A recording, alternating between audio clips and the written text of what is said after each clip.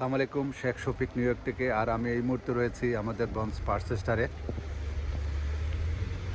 গত রবিবারে তুষারপাত হয়েছিল নিউ ইয়র্কে, আর সেই বরফ এখনও পড়ে আছে রাস্তাঘাটে। যেহেতু টেম্পারেচার -ডিগ্রি, সেই জন্য বরফ এখনও গলেনি। বরফের স্তূপে রাস্তাঘাট একদম সাদা হয়ে আছে। যেহেতু -ডিগ্রি টেম্পারেচার, সেই জন্য বরফগুলি গলছে না। যতক্ষণ পর্যন্ত এই -ডিগ্রি সেলসিয়াস থাকবে ততক্ষণ এই বরফগুলি আর গলবে না, এভাবে থাকবে। সিটি কর্পোরেশন ইতিমধ্যেই চেষ্টা করছে বরফ সরানোর জন্য, কিন্তু কোথাও সরানোর ব্যবস্থা নেই। সবচেয়ে চলাফেরা কষ্ট হয় মানুষের। প্রায় 10 থেকে 12 ইঞ্চি পরিমাণ বরফ হয়েছিল। এই যে দীর্ঘদিন পর শুনেছি যে 96-এ ঠিক এরকম বরফ হয়েছিল। এই যে বরফের স্তর, আজকে টেম্পারেচার -ডিগ্রি। আর এটি হচ্ছে আমাদের স্টালিন বাংলা বাজার এলাকা। এই যে ঠান্ডার জন্য মানুষের অনেকগুলো এখন দুপুরবেলা, যার জন্য অনেকটা কম। বিকালবেলা মানুষ ঘুরতে আসেন। এই যে গাড়ির অর্ধেক পরিমাণ বরফে তলিয়ে আছে।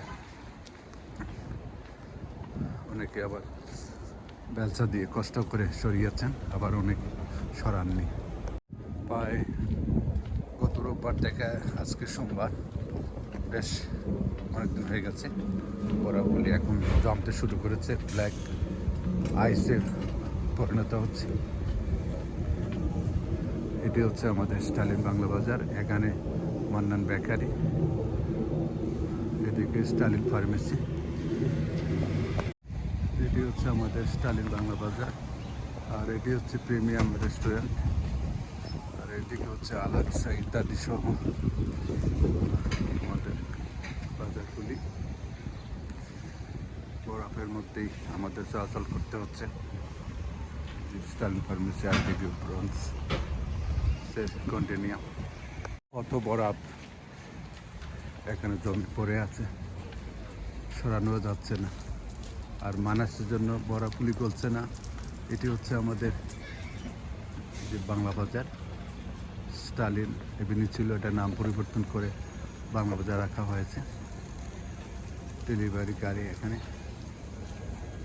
যে নীরব, আর এদিকে রয়েছে নীরব রেস্টুরেন্ট। আর ওই বিল্ডিংগুলি হচ্ছে কন্ডোনিয়ামের আবাসিক এলাকা। এই হচ্ছে মেগ্রো অ্যাভিনিউ, আর এদিকে ইউনিয়ন ফুড। আর এই হচ্ছে আমাদের স্টালিন বাংলা বাজারের সাইট। আর এই হচ্ছে নীরব। ধন্যবাদ ভিডিওটি দেখার জন্য। যদি ভিডিওটি ভালো লেগে থাকে তাহলে লাইক, শেয়ার, কমেন্ট করবেন। এই পর্যন্তই, ভালো থাকুন। বিদায় নিচ্ছি। খোদা হাফেজ।